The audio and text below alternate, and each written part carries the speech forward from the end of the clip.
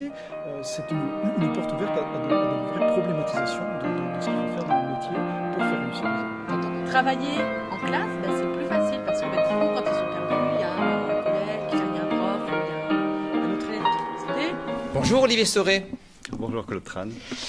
Tu es professeur de sciences physiques au collège-lycée Sainte-Louise dans le 20e arrondissement de Paris et tu étais l'an dernier à Fénelon-Sainte-Marie. Qu'est-ce que tu avais comme classe de collège? C'était 4e, oui. Et au lycée, seconde première. Seconde première, première S. Quand même, comment on devient professeur de physique? C'est un peu une longue histoire. En fait, je suis vraiment un passionné de physique. J'ai fait des études de physique, une thèse en physique quantique. Et puis à la fin de ma thèse, j'étais pas tout à fait sûr de vouloir continuer la recherche par rapport à... Une thèse de physique quantique, pardonne-moi, mais c'est quand même quelques années de recherche quand même. 3 ans déjà. Et un postdoc? Et alors du coup, fin de thèse, je suis pas complètement sûr de vouloir continuer la recherche dans le sens où je me sens un petit peu seul dans mon bureau avec en physique théorique, on a quelqu'un dans son bureau, on comprend pas très bien ce qu'il fait, et puis inversement, lui, il comprend pas très bien ce que je fais. Du coup, en fin de thèse, on me propose un postdoc en Hongrie, et donc je me dis, c'est peut-être une expérience à vivre, et en même temps, ça permettra d'être sûr par rapport à la recherche, est-ce que je veux continuer ou pas. Bon, il s'avère qu'en fin de postdoc, j'avais pas envie de continuer la recherche. Et du coup, je me pose la question, qu'est-ce que tu as envie de faire maintenant? Ouais. Et il se trouve que le contrat de postdoc était financièrement suffisamment intéressant pour que vraiment je prenne le temps de réfléchir à ce que j'avais envie de faire en testant plusieurs choses. Et mon envie numéro 1, c'était de travailler avec des enfants. Alors là, je rentre à Paris et... donc je mets en place plusieurs choses. Donc déjà, j'avais un ami qui travaille dans une association d'éducateurs spécialisés. Donc je suis allé travailler avec lui pendant quelques mois. En parallèle, la logique avec la physique, c'était de se dire prof. Et puis donc là, j'appelle la seule personne que je connais dans l'enseignement qui était principale d'un collège. Il se trouve que quelques jours après, elle me propose un poste de remplaçant. Donc j'ai testé prof aussi, et puis j'avais aussi 2 autres choses que j'avais envie de développer parce que je faisais déjà en amateur, c'est le théâtre et le chant. Et il se trouve aussi qu'à ce moment-là, je rencontre une femme qui monte son école de comédien et qui monte une classe pro, et du coup je me lance aussi dans la formation de comédien. Voilà, donc ça dure à peu près 1 an. Et il y a le chant. Et il y a le chant, effectivement, donc je vais dans une chorale de vraiment bon niveau. Ouais, ça j'étais à peu près sûr que ça aboutirait pas parce que je m'y suis mis trop tard et que je pense que techniquement je pouvais pas rattraper. Voilà. Donc, mais j'ai je teste ces 4 choses-là pendant 1 an et honnêtement c'était une belle année de bonheur. Voilà. Alors après, à un moment il faut faire un choix. Et j'ai eu la chance de pouvoir ne pas faire le choix parce que l'établissement où j'ai fait des remplacements me proposait un poste à mi-temps.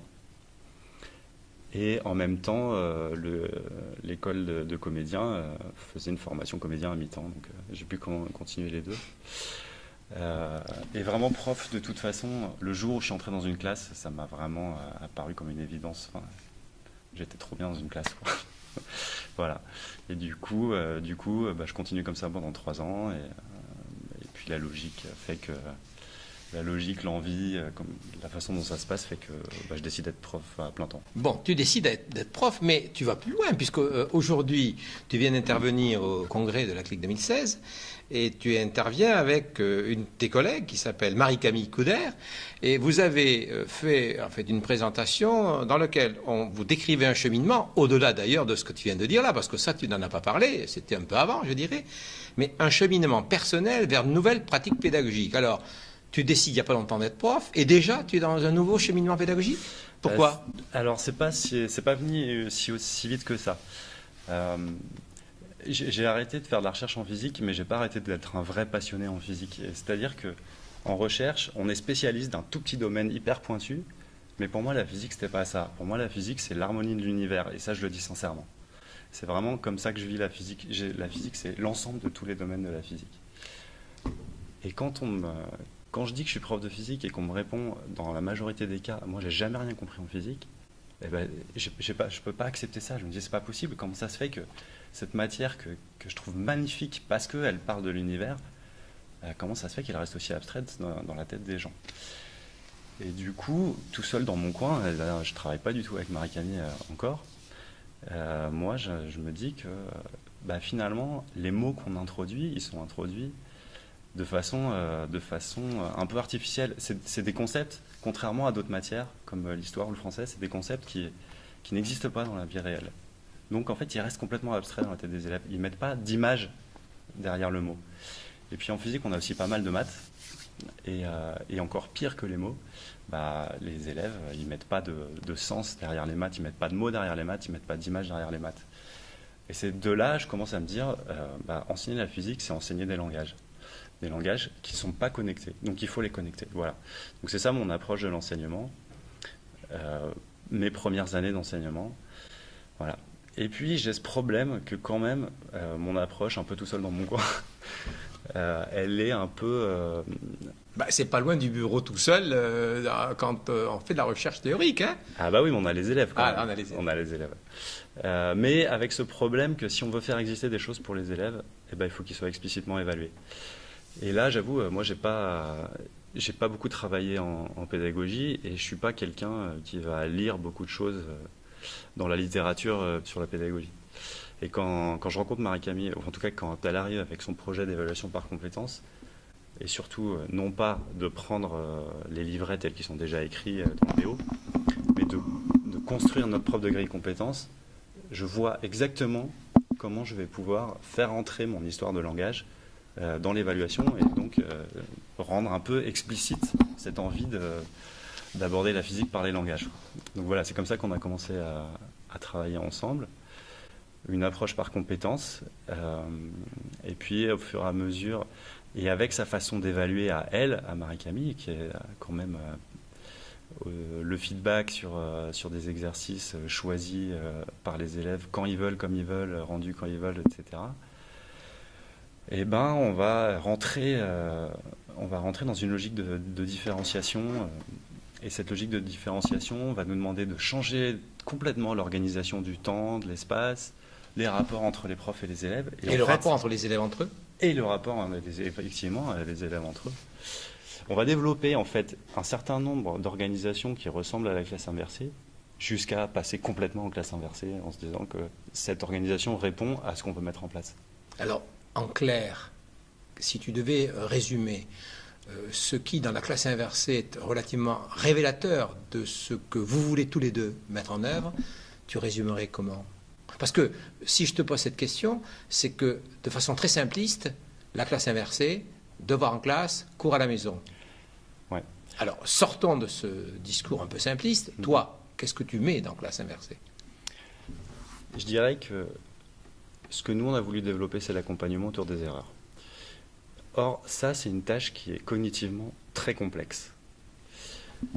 Donc la classe inversée, en fait, c'est ça. C'est mettre les tâches cognitivement simples en autonomie. Par exemple, suivre un cours sans forcément le comprendre. Par exemple, faire un exercice plein d'erreurs.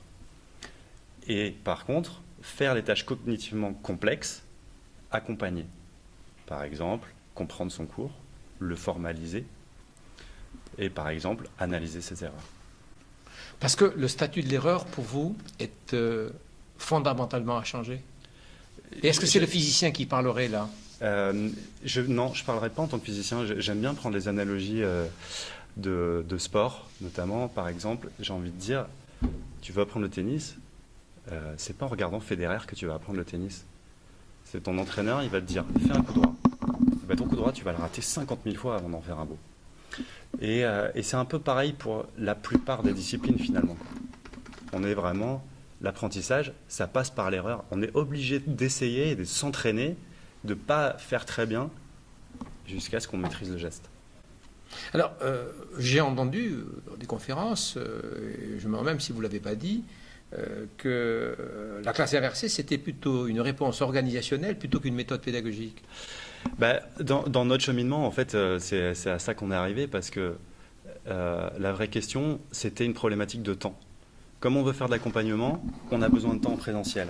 Si j'ai besoin de temps en présentiel, qu'est-ce que je fais? J'enlève la tâche simple, qui est suivre le cours, donc la transmission, et je la mets ailleurs. Je la mets par exemple dans une vidéo. Et là, on est vraiment dans le b.a.-ba de la classe inversée. Je mets une vidéo hors temps de présence, et puis le temps de présence, je peux l'optimiser. C'est-à-dire qu'en fait, pour reprendre ce qu'a dit Patrick Rayoux, vous remettez les apprentissages sur leurs pieds? Je remets les apprentissages sur leurs pieds. Moi, je crois que faire progresser un élève, c'est le rendre autonome par rapport à un certain nombre de choses qui sont savoir corriger ses erreurs, s'organiser et avoir une bonne estime de soi, de son travail. Pour moi, c'est ça, faire progresser un élève. C'est les conditions de l'apprentissage? C'est les conditions de l'apprentissage. En fait, pour moi, c'est ça l'apprentissage. Parce qu'une fois qu'on est dans cet état d'esprit-là, on peut tout apprendre. Voilà. Alors après, si on parle des apprentissages en termes de notions et de savoir-faire, pour moi, les remettre sur les pieds, ça veut dire qu'on doit repenser complètement l'évaluation. C'est-à-dire que on est dans une logique d'apprentissage, on n'est pas dans une logique d'évaluation de la performance. C'est-à-dire que un geste, on va lui évaluer une fois, puis une deuxième fois, puis une troisième fois, et c'est à la 10e fois qu'on s'aperçoit qu'il a un degré de maîtrise satisfaisant. Et qu'il y a eu progression. Et qu'il y a eu progression, voilà. Donc évaluer une performance finale, ça n'a pas d'intérêt, puisqu'on n'est pas dans une logique de progression, on n'est pas dans une logique d'apprentissage. Alors, logique d'apprentissage sur des sujets complexes, sur des problématiques complexes. Alors ça, c'est... Je dirais pas ça comme ça. Je dirais que l'apprentissage avec une approche complexe, ça va permettre en fait d'aller chercher plein de petites briques qui vont construire la complexité de la compréhension des choses. Mais au final, j'ai l'impression quand même que l'apprentissage, il va plutôt être évalué et focalisé sur les petites briques. Et c'est parce qu'on a fait une approche par tâche complexe que ces petites briques ont une cohérence. Alors que si on fait un apprentissage petite brique par petite brique, c'est beaucoup plus difficile d'aller les relier entre elles et du coup de créer la complexité. Alors demain, c'est quoi pour toi? À titre personnel et puis peut-être pour... demain, donc on continue. Enfin moi je continue à enseigner. Marie-Camille elle est partie sur autre chose qui est passionnant aussi. Vous resterez en lien. On va rester en lien, ça c'est certain. Et je trouve que j'ai la chance quand même dans cet établissement nouveau d'avoir une collègue en SVT qui fait de la classe inversée depuis un moment et qui fait vraiment des belles choses. On a beaucoup de problématiques communes et surtout ce que je trouve, moi, ce qui m'intéresse, c'est qu'on a des problématiques qui sont transdisciplinaires et surtout transniveaux. Il se trouve qu'on ne va pas avoir de niveau en commun cette année avec cette prof-là. Or, quand j'ai changé d'établissement, c'est exactement ça que je suis venu chercher. Pourquoi est-ce que c'est important ce transdisciplinaire et ce transniveau? C'est qu'en fait, tant qu'on reste seul dans son coin, classe inversée, l'année d'après, si l'élève retourne vers un enseignement classique, tous les acquis, ils ne vont pas être utilisés. Peut-être un peu plus tard, peut-être de façon assez implicite, mais on n'est pas en train de construire quelque chose qui monte. Et du coup, c'est un peu lissé, c'est un peu perdu. Et ce n'est pas qu'une question de classe inversée. Chaque prof a son talent particulier, mais derrière, l'année d'après, il n'y a aucun des collègues qui réutilise la particularité du prof d'avant. Et moi, je crois maintenant, ça c'est vraiment une conviction forte, c'est que si on veut être efficace dans l'apprentissage, il faut sortir du cloisonnement matière et du cloisonnement année. Voilà. Et là, j'entrevois la possibilité de commencer à travailler. En fait, j'ai déjà des projets en cours avec développement de compétences de français en transdisciplinaire. Donc, je vais évaluer l'année prochaine des compétences de français. On va travailler beaucoup sur les plans de travail avec une prof de français et la prof de SVT en question.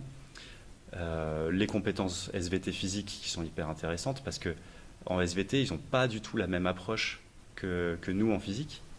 Donc là, il y a des belles discussions à avoir. Enfin voilà. Du plaisir en perspective. Exactement. Merci beaucoup, Olivier Sorel. Merci, Claude Tramont.